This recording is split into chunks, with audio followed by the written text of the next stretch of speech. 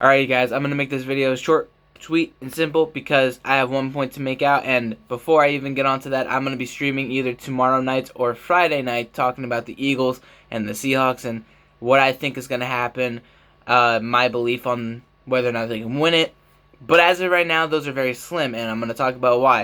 If you read the title of the video, you will know that as of right now, the Eagles have 5 active wide receivers on their roster. Nelson Agholor is currently not practicing with a knee injury, or at least he's barely active with a knee injury after whatever happened on that final catch or drop that he had that could have brought the Eagles into an overtime situation against the Patriots. Had he caught that, I mean, regardless, we all know what would have happened had he actually caught it. Apparently, he actually did hurt his knee after that, whatever that may be. Alshon Jeffrey is limited with his own knee injury that he suffered, I guess, against the Bears that never truly healed up even now. So, he's not really 100%. And then you got J.J. Arcega-Whiteside who's practicing, Jordan Matthews who is practicing, and Mac Hollins who is practicing. That means we only have 3 healthy starting wide receivers on our roster right now that are actually healthy. Do you get where I'm getting? Do you understand where I'm going with in regards to the title and what I'm talking about right now? The Eagles front office does not care about winning this year. They never did.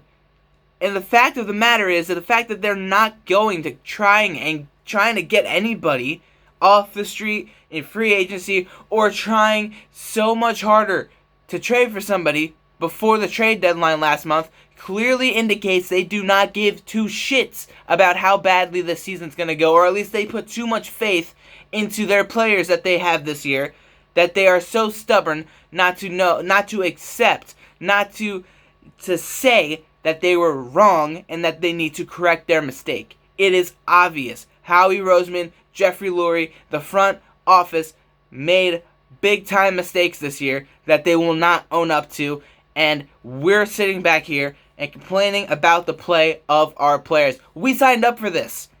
They signed up for this. They went all out for this. And, hey, now they got to pay the price, right?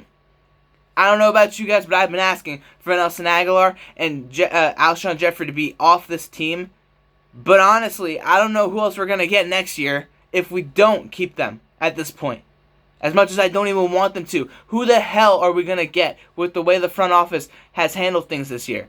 I don't know. And I feel bad that we're putting everything on Carson and that he's trying his ass off to get us back to February. And either the players don't care or they're too goddamn hurt to even want to try and play. Not to mention the front office does not care about getting anybody to help win a very winnable division and potentially conference.